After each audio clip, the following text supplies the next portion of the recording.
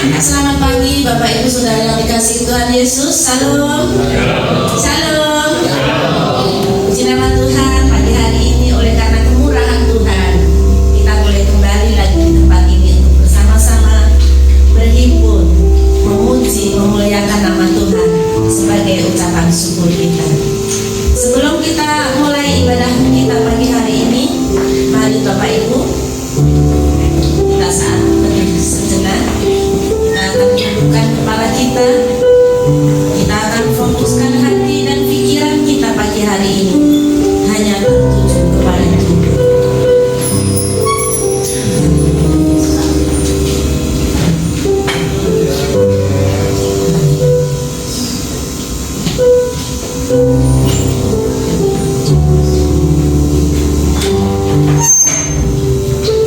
Terpujilah namamu Tuhan, Engkau Allah yang baik, sangat baik buat kami Tuhan.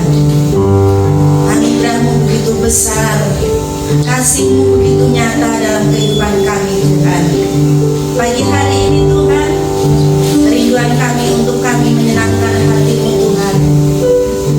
Kami mau menaikkan syukur dan pujian kami Tuhan. Kami mau menyembah-Mu Tuhan, karena hanya Engkau yang layak.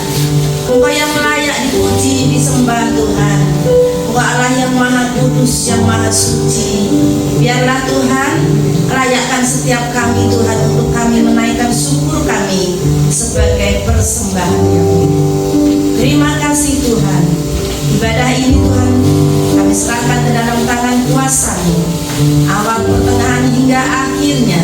Kami percaya Tuhan, kami mengundang Engkau hadir di tengah-tengah kami Tuhan.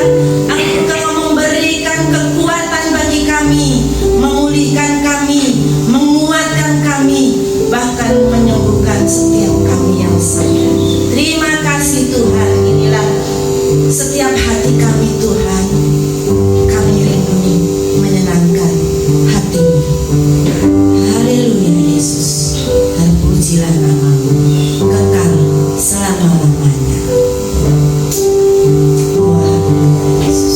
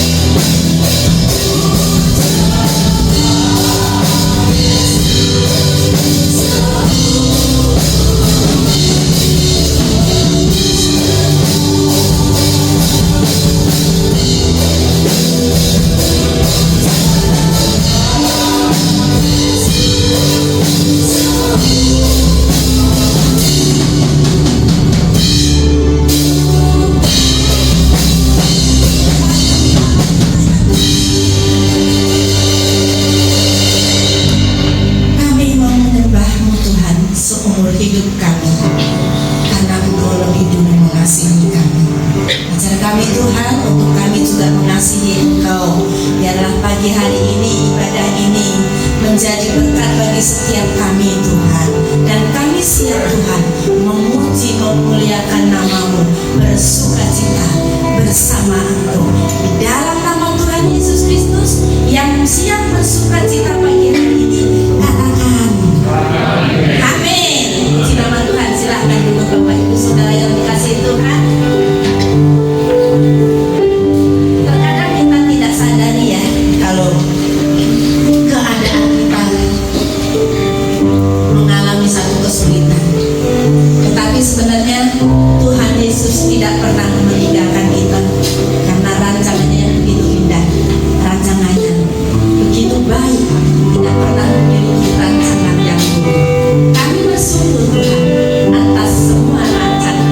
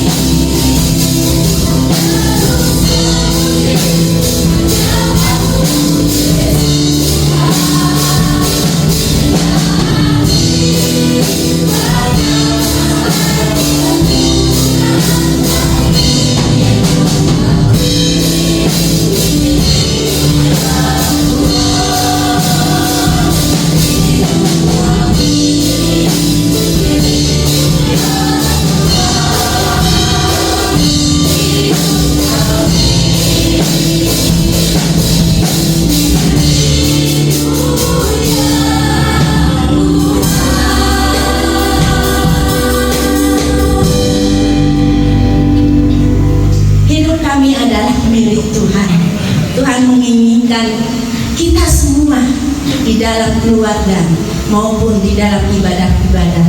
Kita harus sehati, kita saling mengasihi, kita saling mencintai. Amin Bapak Ibu. Kita sama-sama bangkit berdiri, kita akan nyatakan kepada Tuhan, kita cinta keluarga Tuhan.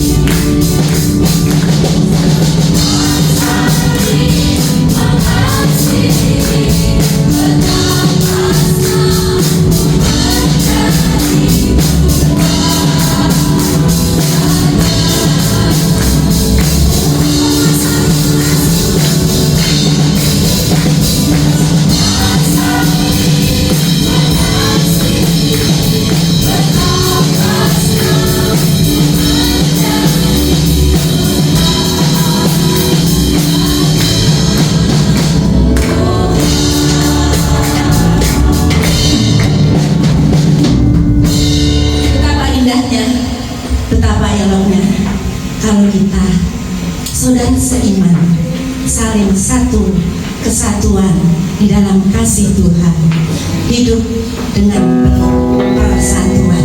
Bapak Ibu, oh betapa indahnya, oh betapa eloknya. Di sanalah Tuhan sudah menyiapkan berkat-berkat buat Bapak Ibu, saudara dan juga saya.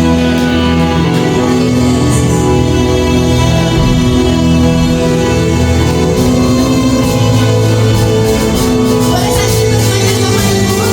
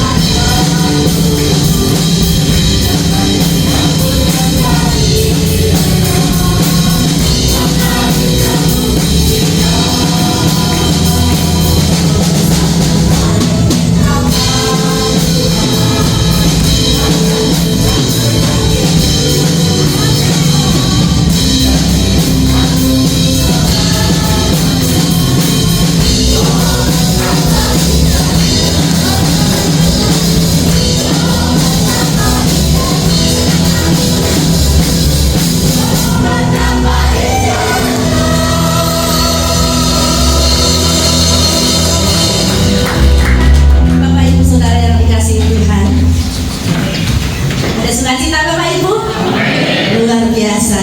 Pagi hari ini kita dimenangkan oleh Tuhan. Terbukti kita ada di tempat ini. Dan kami mempersiapkan hati setiap kita, mari kita akan menerima kebenaran firman Tuhan. Biarlah segala keadaan, setiap musim yang ada dalam kehidupan kita, kita serahkan kepada Tuhan. Karena janji Tuhan, ya dan amin. Tidak boleh menyerah dan tidak boleh bersungut-sungut.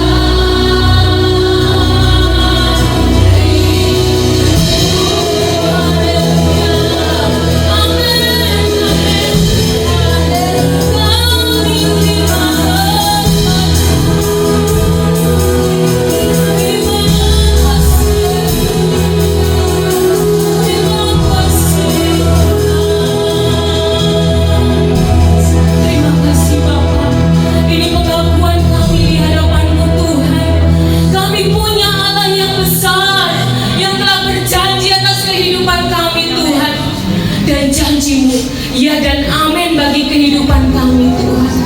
Sungguh kami bersyukur Tuhan, sungguh kami bangga Tuhan, punya Allah yang seperti Engkau ya Tuhan. Allah yang hidup, Allah yang menghidupkan kami Tuhan. Terima kasih Bapa di surga, terima kasih. Kalau pagi ini Tuhan, kami rindu Tuhan, Engkau membentuk kami Tuhan melalui kebenaran firman-Mu Tuhan.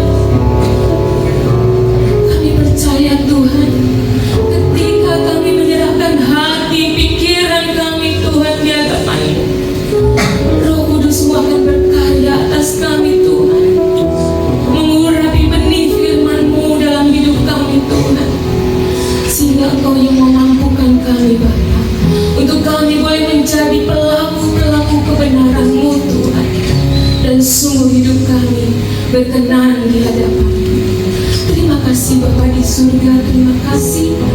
Kami percayakan waktu-waktu kami Tuhan untuk diperbaharui, untuk dibentuk, sehingga kami boleh kuat dan kami boleh hidup oleh karena anugerah. Terima kasih Bapa di surga, terima kasih. Ini doa permohonan kami yang kami alaskan dalam nama Bapa, Putra, Roh Kudus, dalam nama Tuhan Yesus Kristus. Kami berdoa dan mengucap syukur. Setiap kita mengatakan amin. Silakan duduk Bapak Ibu, saudara-saudari yang terkasih di dalam Tuhan. Shalom. Shalom. Kembali saya sapa shalom. Shalom. Apa kabar? Luar biasa, karena kita percaya kita punya Allah yang dahsyat, yang luar biasa, yang memberikan kita keadaan yang luar biasa. Pagi ini kita akan sama-sama belajar kebenaran firman Tuhan. Kita akan buka dari kitab Mazmur pasal 133 ayat 1 sampai 3.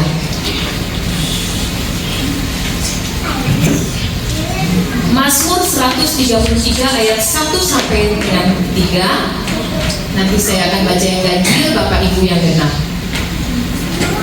Nanti di ayat yang ketiga kita baca bersama-sama ya. Mazmur 133 ayat 1 sampai 3, demikian firman Tuhan. Persaudaraan yang rukun, nyanyian ziarah Daud. Sungguh alangkah baiknya dan indahnya apabila saudara-saudara diam bersama dengan rukun.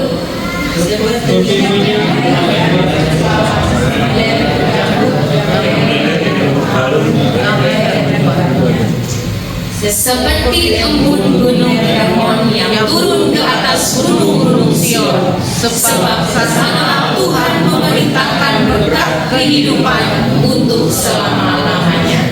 Amin. Untuk kebenaran firman Tuhan. Mazmur Daud menggambarkan satu kehidupan di mana persaudaraan yang rukun. Ya. Beberapa hari yang lalu saya lihat di YouTube ya untuk solusi bagaimana seseorang berkesaksian bahwa keluarganya nggak rukun, yang dimulai dari mana sering terjadinya pertengkaran antara suami dan istri. Karena sering bertengkar, lama-lama mungkin ya namanya istri juga di rumah dengan mood yang nggak baik, akhirnya melampiaskan ke anak, gitu ya. Jadi ke rumah tangganya itu dia merasa bahwa setiap pulang ke rumah, ya bahkan di saat weekend pun dia merasa di rumahnya tuh seperti neraka, gitu ya. Karena dengan istri bisa diem, gitu ya, kadang bisa cekcok, gitu ya, dengan hebatnya, gitu. Belum anak-anak, dia merasa anak-anak dengan kan kalau anak-anak biasanya mereka marah itu tidak ditunjukkan dengan mereka berkata-kata kan, anak-anak pasti takut dengan orang tuanya. Namun ditunjukkan dengan sikapnya yang memberontak, gitu ya. Jadi dibilang pulang jam sekian, anaknya lewat nggak pulang, gitu ya. Pokoknya satu kehidupan rumah tangga yang boleh dibilang amburadul lah. Satu keadaan di mana dia juga akhirnya merasa jauh dari Tuhan. Kenapa Tuhan menjadikan atau mempertemukan saya dengan istri yang demikian? Dengan saya diperhadapkan dengan keluarga yang demikian, akhirnya timbul rasa tidak puas, tidak terima, akhirnya apa? Menjauh daripada Tuhan. Tapi yang luar biasa, dia punya istri yang begitu setia, yang selalu berdoa gitu ya, mendoakan suami, mendoakan anak-anak. Dengan begitu prosesnya kehidupan, yang tadinya dia merasa bahwa rumah itu seperti neraka gitu ya, sampai bertahun-tahun, sampai anaknya dewasa gitu ya. Tapi ada pemulihan Tuhan. Maka tadi lagu ya, Tuhan itu berjanji dan pasti menepati. Kapan waktunya kita nggak tahu. Tapi itulah karya Tuhan, anugerah Tuhan yang terjadi bagi setiap kita yang berharap kepada Tuhan dan mempercayai Tuhan. Nah, demikian juga Mazmur Daud di sini menggambarkan bahwa satu persaudaraan yang rukun, ya. Kalau kita lihat latar belakang di sini dikatakan nyanyian Siara Daud. Ini adalah satu kitab yang dibacakan pada saat bangsa Israel itu naik ke Yerusalem. Ziarah kan identik dengan berkunjung ya. Kalau sekarang biasanya ke kalau tetangga kita tuh ziarah tuh biasanya ke tempat-tempat seperti keramat gitu ya, kuburan gitu ya, itu disebutnya ziarah gitu ya. Ataupun kalau ketika kita ke Israel itu pun dikatakan ziarah gitu ya. Nah, ini dibacakan pada saat mereka naik ke Yerusalem ya, dengan perkumpulan atau dengan bangsa Israel yang begitu besar dengan 12 sukunya gitu ya. Di situ Mazmur Daud menyatakan adanya persaudaraan yang rukun ya. Sungguh alangkah baiknya dan indahnya apabila saudara-saudara diam bersama dengan rukun. Adanya satu kerinduan,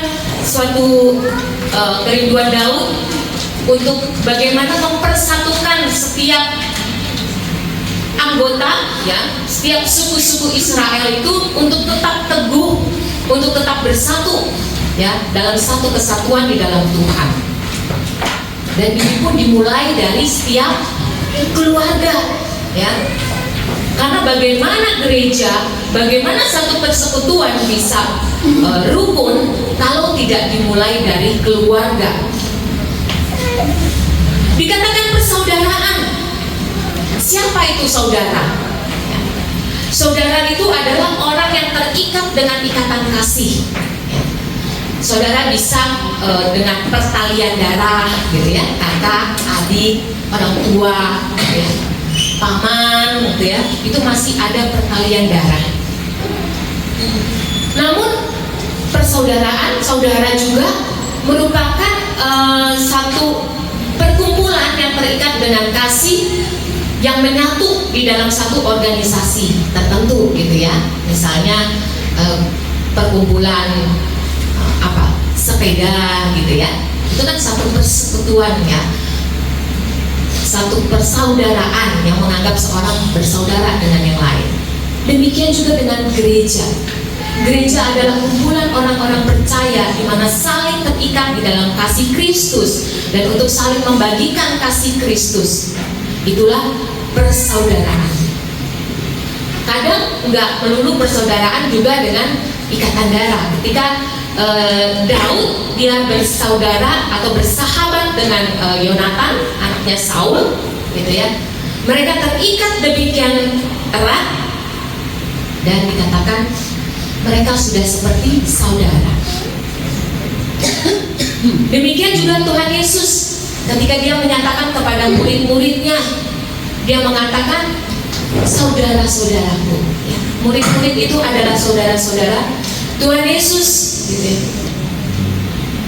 Jadi betapa luar biasanya satu kesatuan yang terikat dalam jalinan kasih yang menjadi satu saudara. Bahkan kita katakan kalau orang yang merantau itu menyatakan bahwa tetangganya adalah saudaranya. Kenapa? Karena dia adalah orang yang terdekat dengan kita. Itu saudara. Jadi adanya ikatan kasih persaudaraan. Mereka dengan berbeda-beda namun terkungkung oleh ikatan kasih. Di dalam Roma 12 ayat 10 dikatakan, hendaklah kamu saling mengasihi sebagai saudara dan saling mendahului dalam memberi hormat. Selanjutnya dikatakan rukun ya. Jadi persaudaraan yang rukun. Rukun di dalam Kamus Besar Bahasa Indonesia itu berarti baik dan damai, tidak bertengkar, tidak ada perselisihan, apalagi perpecahan. Maka hidup rukun itu sesuatu yang indah, yang nyaman dan tentram. Demikian halnya dengan kehidupan keluarga kita, kehidupan kita bergereja, berorganisasi. Tentunya kita mendapatkan satu keadaan di mana teman-teman kita, ya saudara-saudara seiman kita hidup tenang, damai, nggak sikut-sikutan ya di tempat kerja gitu ya, nggak ada perselisihan, nggak ada pertengkaran, bahkan nggak ada perpecahan. Tadi dikatakan sungguh alangkah baiknya dan indahnya apabila saudara-saudara diam bersama dengan rukun. Kata rukun yang menarik di dalam bahasa Ibrani itu menggunakan kata yahat yang berarti kerukunan, keharmonisan, dan unity ya, bersama dalam warna yang berbeda menjadi sesuatu yang indah, yang harmonis ya. Seperti kayak kita lihat mainan anak-anak gitu ya, ada fusel di mana masing-masing bentuk itu berbeda, tapi ketika digabungkan maka menjadi satu gambaran yang indah gitu ya. Nah, tapi bukan hanya bersifat fisik ya, ini yang luar biasa, namun lebih daripada itu bersifat kesatuan rohani. Luar biasa, bukan fisiknya saja yang bergabung, bukan mengakui ini kita bersaudara, kita hidup rukun, dilihat baik-baik aja ya, padahal kenyataannya enggak, bukan, tapi merupakan satu kesatuan rohani, adanya kesepadanan ya. Maka di dalam Kejadian 1 ayat 1 ketika Tuhan mau buat penolong bagi Adam, di situ dikatakan, aku akan menjadikan penolong baginya yang sepadan dengan dia. Berarti ada keseimbangan dalam rohani, dalam kualitas kerohaniannya gitu ya. Jadi rukun itu berbicara di situ. Berapa banyak hari-hari ini kita melihat rumah tangga ya, kalau di luar itu waduh terlihat sempurna ya, terlihat baik-baik saja, tapi ketika sampai di rumah yang terjadi apa? Perang dunia ketiga. Di rumah yang satu tidurnya di mana, satu tidurnya di mana. Di rumah nggak ada omongan ya, membisu. Kayak tadi kesaksian yang pertama, di rumah bukan menjadi surga, tapi menjadi neraka. Tapi anehnya, ya, ini beberapa juga yang saya jumpai, ya, tapi nggak ada di sini, ya. Hamba Tuhan di rumah itu beda tinggalnya, beda rumah, yang luar biasa, bukan beda kamar lagi, beda rumah. Tapi di luar bisa sangat mesra, bisa bergandengan, ya, bisa terlihat so sweet. Luar biasa ya. Untuk itu Daud menekankan bahwa sungguh ya, sungguh satu penekanan dan ditambah dengan tanda seru ya, kalau kita baca di situ di bagian akhir dengan rukunnya menggunakan tanda seru.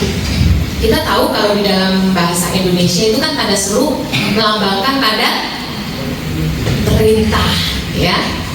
Ini luar biasa LAI dalam menerjemahkan ya, sampai menggunakan tanda seru. Karena memang itu adalah satu perintah, kalimat perintah. Itu menjadi sesuatu yang penting.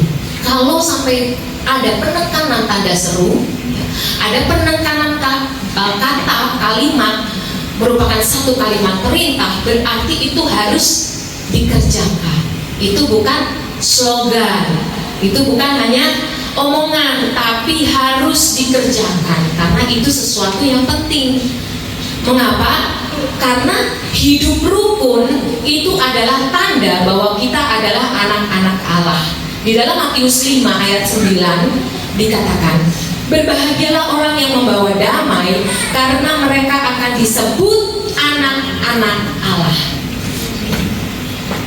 Jadi itu merupakan identitas kita sebagai anak-anak Allah ketika kehidupan kita itu rukun.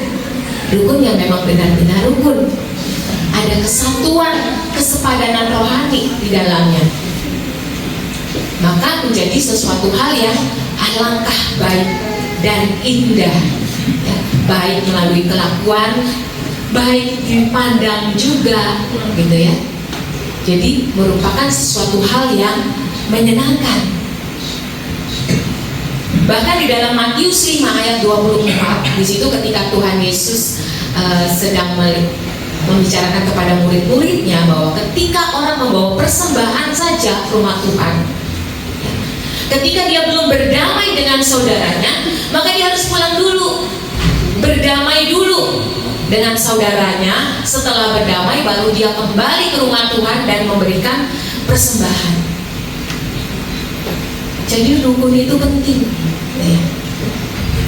Yang kedua, ternyata di dalam kehidupan yang rukun itu, ya, ada berkat yang disediakan oleh Tuhan.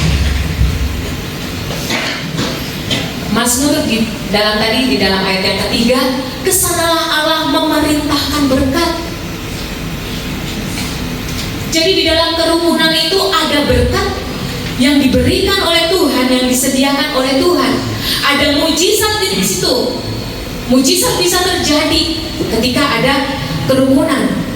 Di dalam Markus 2 ayat 1 sampai 12, di situ yang berbicara tentang seorang lumpuh, ya, yang disembuhkan.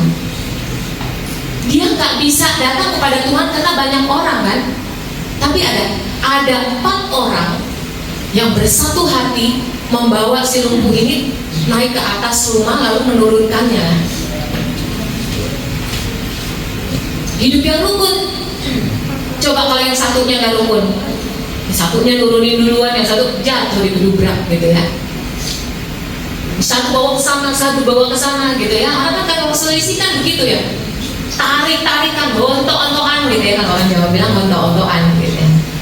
Sama saudara sikut-sikutan. Bagaimana mau dengan orang lain? Sama kakaknya aja sendiri nggak akur, sama adiknya sendiri nggak akur, sama orang tua nggak akur, ya. Maka kadang saya juga agak iri nih lihat orang Batak itu persahutannya ya luar biasa. Saudaranya dari mana ya. Kayak kemarin tetangga saya itu ada yang meninggal, orang Batak gitu ya. Saya lihat juga orangnya kayaknya kurang bersosialisasi ya di daerah saya gitu. Tapi waktu dia nggak ada, itu yang datang banyak, yang parkir mobil sampai, kata saya, nah ini orangnya jarang bersosialisasi ya, tapi luar biasa dalam pertalian persaudaraannya ya, satu marga gitu ya. Nah, di situ ada berkat dikatakan. Jadi kerukunan, persaudaraan yang rukun itu bukan satu slogan, tapi harus diupayakan. Kenapa? Karena kehidupan kita tuh gak mudah. Ketika kita manusia jatuh di dalam dosa, hidup kita menjadi manusia yang egois. Kita mementingkan diri kita sendiri. Semua untuk saya. Kan itu yang terjadi kan dengan orang-orang yang korupsi, kenapa? Supaya hidupnya dia nyaman, ya kan? Itu kan sebenarnya jatah buat orang lain, ya. Orang yang korupsi itu kan sebenarnya ada jatah buat orang lain. Seperti misalnya aja ya, pembagian sembako. Harusnya untuk 100 orang, tapi karena dikorupsi hanya untuk 50 orang. Yang dikorupsi itu buat siapa? Buat dirinya sendiri. Kenapa? Karena ada keegoisan di situ. Nah, untuk itu, untuk membangun satu persaudaraan yang rukun itu, kita harus mengupayakannya.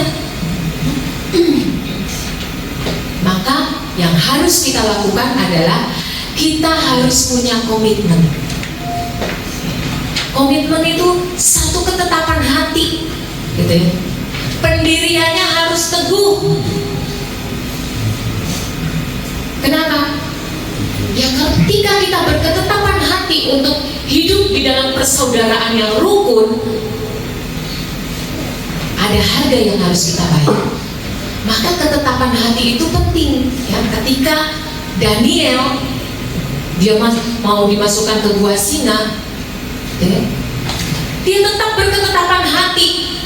Ketika dia disuruh menyembah, enggak, tetap saya menyembah Allah saya yang hidup, Allah Israel. Ada tantangan, tapi tidak menggoyahkan komitmen yang ada. Sadrak, Mesak, Abednego nggak akan dimasukkan ke dapur api. Enggak takut. Kenapa? Ada komitmen. Komitmen bagi diri kita untuk menanggalkan ego kita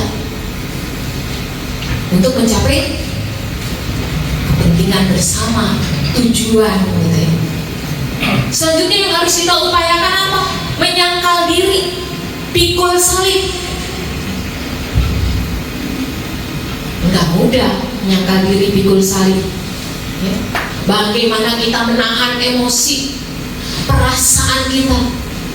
Saya kalau udah ditindas ya, waduh, ditindas sekali, 2 kali, ini terus-terusan sepanjang hidup saya ditindas gitu ya. Tapi bagaimana kita menyangkal diri?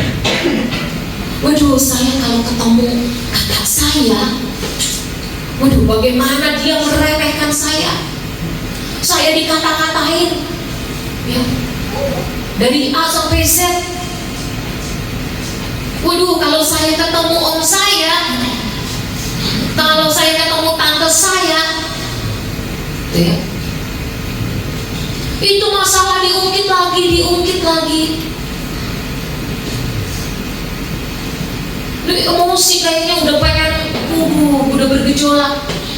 Kalau bisa saya tonjok nih gitu lah istilahnya gitu. Kalau bisa saya katain ini. Tapi itulah yang namanya menyangkal diri dan pikul salib. Nggak mudah. Nahan emosi, egonya harus diturunkan. Selanjutnya yang harus kita upayakan, ini yang paling penting, hati yang takut akan Tuhan.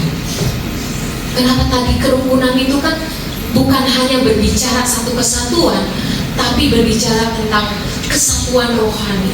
Maka di dalamnya harus ada hati yang takut akan Tuhan. Kenapa? Takut akan Tuhan bukan berarti itu berterang gitu ya ketemu Tuhan, tapi takut akan Tuhan berarti kita hormat kepada Tuhan. Kita menyadari, kita sadar akan kedaulatan Tuhan, otoritas Tuhan di dalam kehidupan kita. Bagaimana Tuhan begitu mengasihi kita, demikian juga kasih kita kepada saudara kita. Itulah yang harus, kasih yang sungguh-sungguh. Karena kita mengasihi Tuhan, kita memandang saudara kita memandang anak kita memandang istri, kita memandang suami kita, bukan karena kita melihat bentuk dan rupanya, tapi karena benar-benar kasih kita kepada Tuhan yang meluap-luap, karena hati kita takut akan Tuhan. Dan komitmen kalau kita sudah punya, penyangkalan diri kalau kita sudah punya, tapi kalau kita nggak punya hati yang takut akan Tuhan, maka yang kita lakukan sebenarnya hanya terpaksa, dan itu hanya menunggu waktu ya. Komitmen tanpa hati takut akan Tuhan, penyangkalan diri tanpa hati akan Tuhan, hati yang penuh dengan kasih, akan menghasilkan kerukunan yang semu, yang sementara. Dan ketika ada pemicunya sedikit aja, langsung meledak, langsung bisa ribut. Saya ilustrasikan, mungkin ini nggak terlalu ini ya, nggak bisa menjangkau, tapi saya ilustrasikan gini ya. Bapak ibu kan udah tahu balon gitu kan ya. Balon tuh ketika ditiup ya jadi balon dan dirangkai-rangkai menjadi satu dekor yang indah ya. Luar biasa indah, itu kan dirangkai balon gitu ya. Tapi ketika ada pemicu, misalnya nggak sengaja disenggol dengan benda yang keras, yang tajam, dia akan meledak.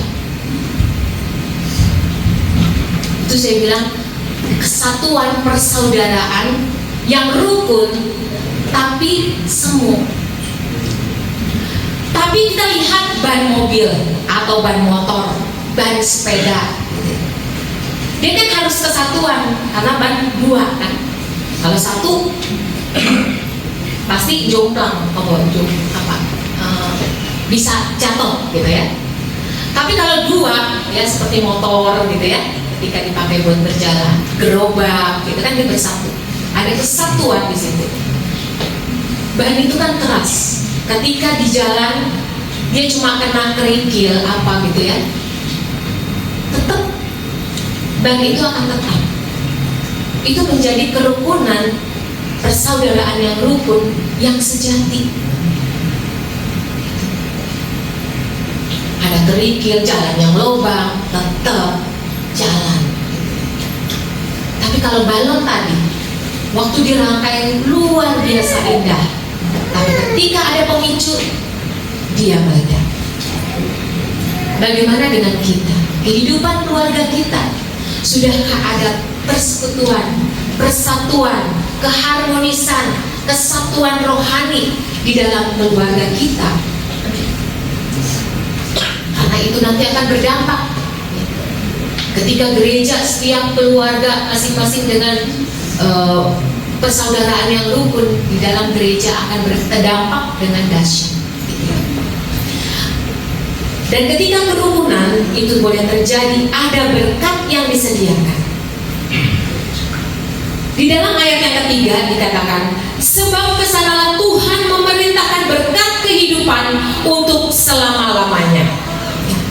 Kita melihat bahwa Tuhan memerintahkan berkat. Luar biasa ya.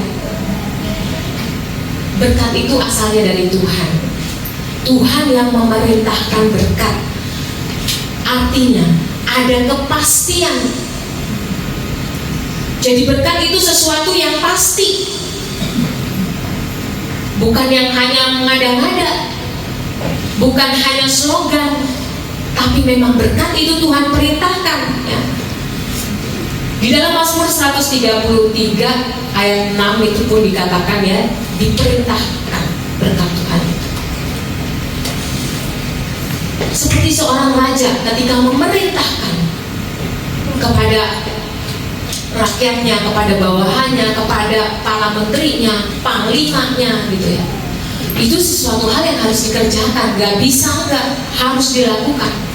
Bagaimana dengan Allah kita yang Dia adalah penguasa alam semesta? Ketika Dia memerintahkan, itu pasti terjadi. Janji Tuhan itu ya dan amin. Selanjutnya ada berkat Tuhan. Kalau Tuhan sudah memerintahkan berkat, berkat-berkat apa saja yang Tuhan perintahkan? Yang pertama ada berkat urapan. Di dalam ayat yang kedua, seperti minyak yang baik di atas kepala meleleh ke janggut, yang meleleh ke janggut Harun dan ke leher jubahnya. Di dalam perjanjian lama, minyak bukan sembarang minyak. Jadi minyak yang baik bukan minyak goreng. Di sini adalah minyak, kalau di perjanjian lama itu sesuatu yang berharga ya. Sesuatu yang berharga. Kenapa dikatakan berharga? Dibuatnya itu lama gitu ya, karena itu merupakan campuran rempah-rempah ya. Kalau di imamat itu didetailkan ya, memakai minyak A, minyak B gitu ya, gaharu, rempah-rempah ya, pokoknya banyak di situ deh di imamat. Jadi itu sesuatu yang berharga. Dibuatnya pun bukan oleh sembarang orang. Yang hanya boleh buat minyak pada zaman perjanjian lama itu hanya imam ya, dengan takaran-takaran yang sudah ditentukan. Itu sesuatu yang berharga ya. Dan dipakai juga untuk kepentingan yang berharga ya. Bukan dipakai untuk sembarangan. Minyak yang dikatakan di sini minyak yang baik dipakai untuk mengurapi raja ya. Itu di dalam 2 Raja-Raja ya, 9 ayat 1 sampai 3 ya.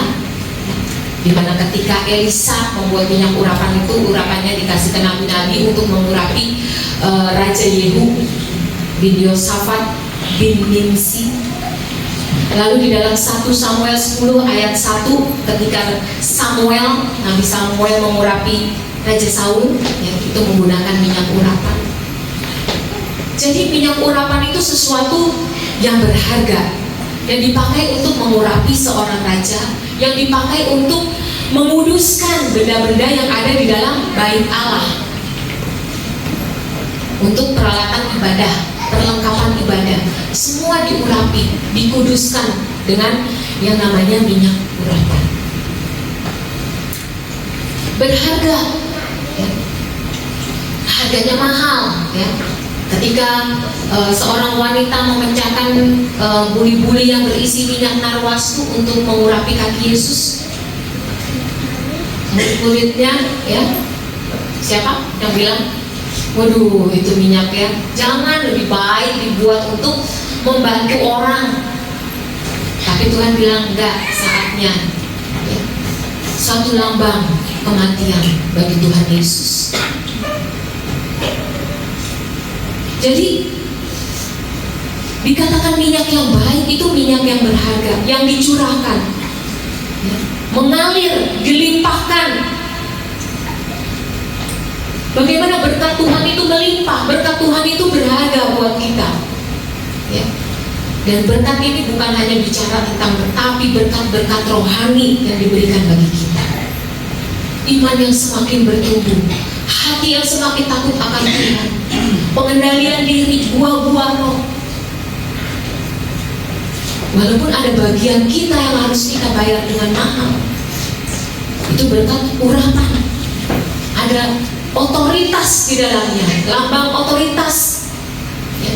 Dikatakan meleleh dari janggut, yang meleleh ke janggut Harun dan ke leher jubahnya, ya.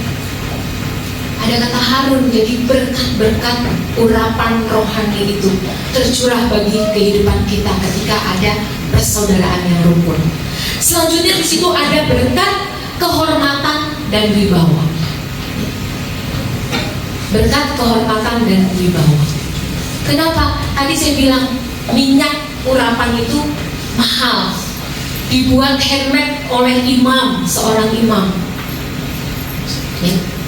Bahkan minyak yang diurapi untuk mengurapi Yesus oleh seorang wanita itu berharga 300 dinar.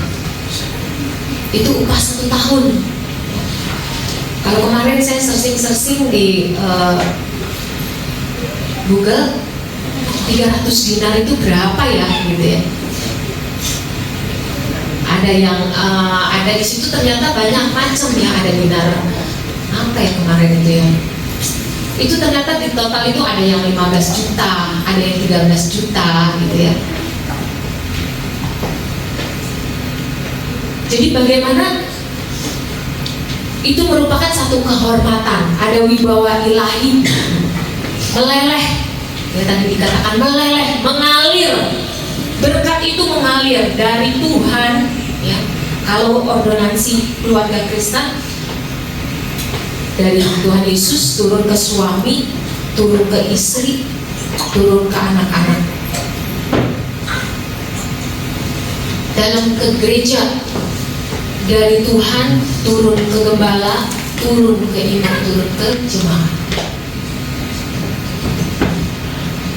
Berkat rohani itu dicurahkan lambang kebesaran Tuhan, wibawa ilahi itu. Bagaimana kita sebagai anak-anak Tuhan mengenakan jubah, ya, pakaian, keberhargaan kita. Kita itu mahal, berharga di mata Tuhan, ya. Bahkan Dia menebus kita dengan nyawanya sendiri, melambangkan satu harga kewibawaan. Ada berkat yang Tuhan sediakan. Selanjutnya adanya berkat kehidupan, baik materi, ya, jasmani. Tapi di dalam berkat kehidupan yang luar biasa di situ ada tanggung jawab untuk berbagi. Di dalam ayat yang ketiga dikatakan seperti embun gunung Hermon yang turun ke atas gunung-gunung Sion.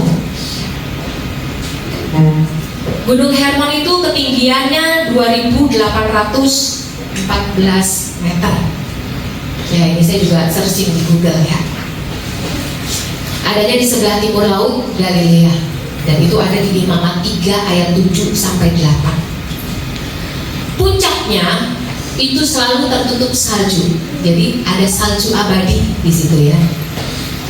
Namun ketika kena sinar matahari di pagi hari, salju akan mengembun ya, menjadi embun yang menyegarkan.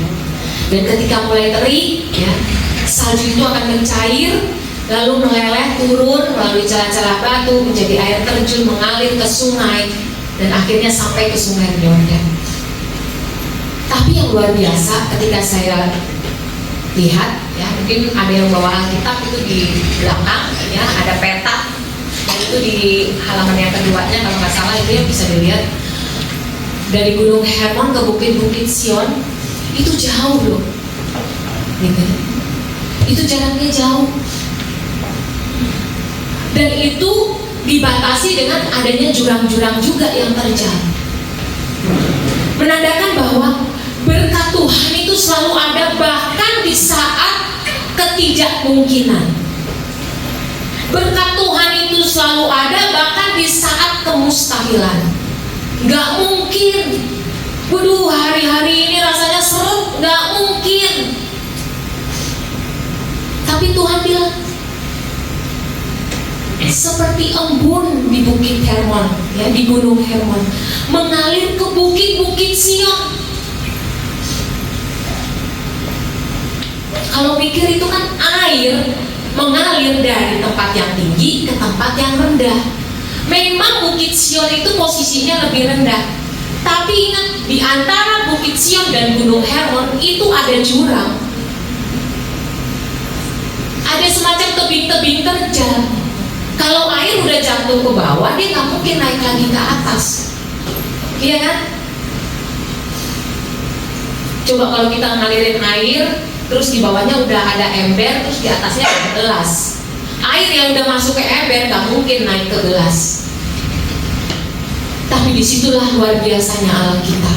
Berkat Tuhan atas persaudaraan yang rukun, atas keluarga yang rukun sehati. Apa yang nggak mungkin bagi manusia dijadikan mungkin oleh Allah. Amin. Karena Allah luar biasa. Allah bilang jadi, ya jadi. Tuhan menciptakan langit dan bumi aja, Tuhan hanya bilang jadilah terang, maka terang itu jadi. Jadi kalau hari-hari ini kita merasa waduh berkat Tuhan, enggak, berkat Tuhan itu pasti. Janji Tuhan itu ya dan amin. Kita ini mitranya Allah, kita ini kawan sekerjanya Allah. Ketika berkat yang sudah sampai kepada kita, ketika berkat itu sudah dicurahkan, itu harus mengalir. Kita ini cuma sungai, gitu ya. Sungai itu nggak bendung, ya. Sungai itu mau kering, mau panas, air yang di situ ngalir, gitu ya. Demikian kehidupan kita sebagai anak-anak Tuhan. Berkat itu harus kita alirkan. Itu menjadi tanggung jawab bagi kita. Bukan hanya soal materi, ya, uang, gitu ya. Mungkin kita bisa bantu saudara kita yang berkekurangan. Tapi kita juga bisa bantu melalui pemikiran kita, ide kita, ya. Kata-kata kita yang menyegarkan, ya. Kalimat-kalimat firman Tuhan yang menyejukkan hati, yang memberi kelegaan. Karena kita ini adalah saksi Kristus, kawan sekerjanya Allah. Hidup kita adalah kesaksian suratan yang terbuka, perkataan, tindakan kita. Itulah yang menjadi berkat bagi orang lain. Selanjutnya adanya berkat kehidupan kekal. Di dalam ayat yang ketiga, kesanalah Tuhan memerintahkan berkat kehidupan untuk selama-lamanya. Kehidupan kita di dunia sementara. Ya.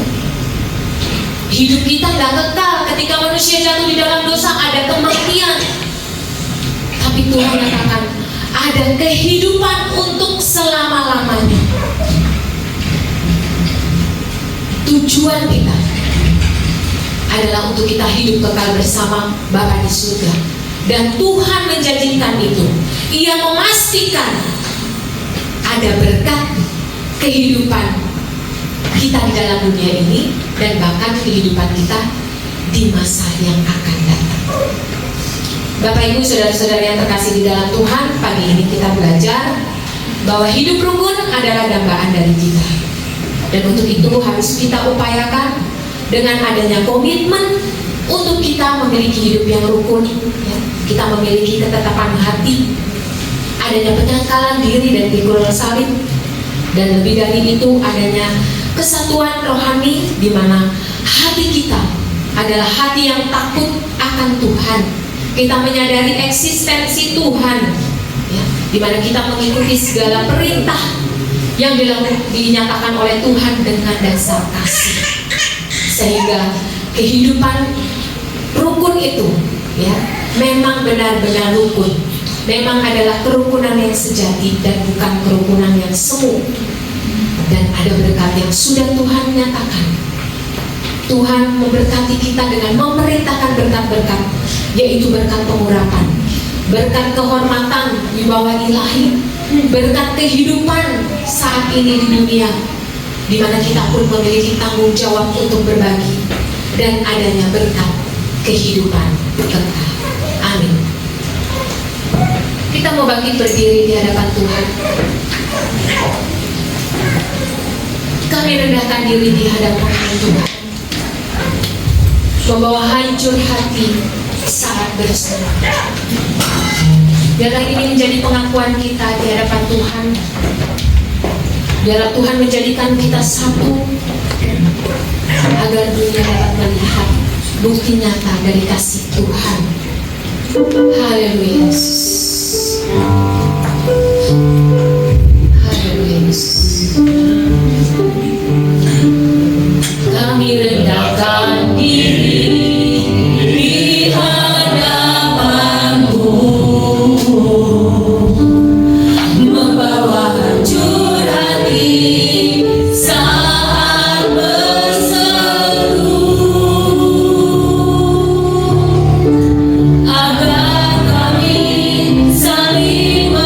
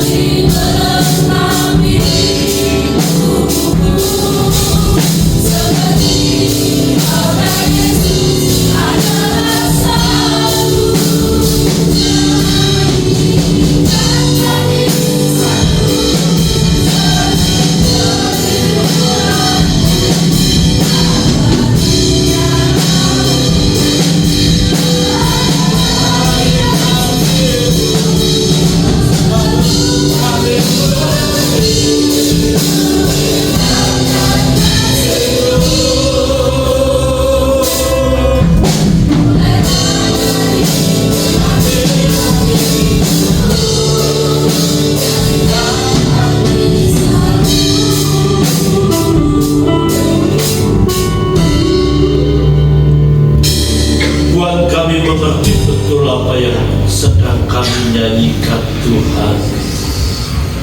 Untuk kami mengusahakan memiliki komitmen terus tetap mengusahakan kerukunan di dalam keluarga kami, hubungan suami istri yang baik, hubungan orang tua dan anak yang baik, hubungan dengan satu dengan yang lain, sidang jemaatmu maupun saat kami bertetangga.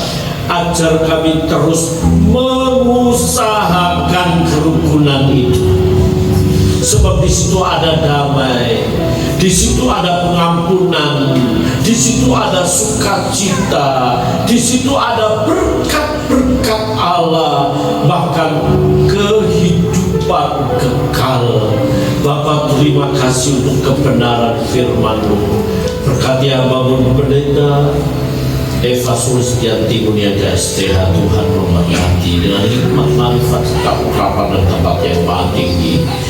Berkati suami putra putrinya dan keluarganya, apapun yang menjadi pergumulannya, biarlah sungguh Tuhan memberikan jalan keluar. Bapa, terima kasih. Kami menyerahkan seluruh jemaat Tuhan yang hadir saat ini. Kiranya Tuhan memberkati, sebab Engkau mengenal kami lebih daripada kami mengenal diri kami sendiri. Engkau mengerti hari esok dan apa yang kami perlukan. Ajar kami tidak khawatir dan cemas, sebab pemeliharaan dan penyertaan-Mu sempurna. Hanya ajar kami melakukan apa yang seharusnya kami lakukan, bekerja, berdoa dengan sungguh-sungguh, dan kami tahu bagi Tuhan tidak ada barang yang mustahil. Hamba mengangkat tangan bagi jemaat-Mu yang sakit di dalam nama Tuhan Yesus Kristus. Kiranya kesembuhan terjadi sehingga kami sehat, dan melalui kesehatan itu kami boleh mengabdikan hidup ini kepada Tuhan.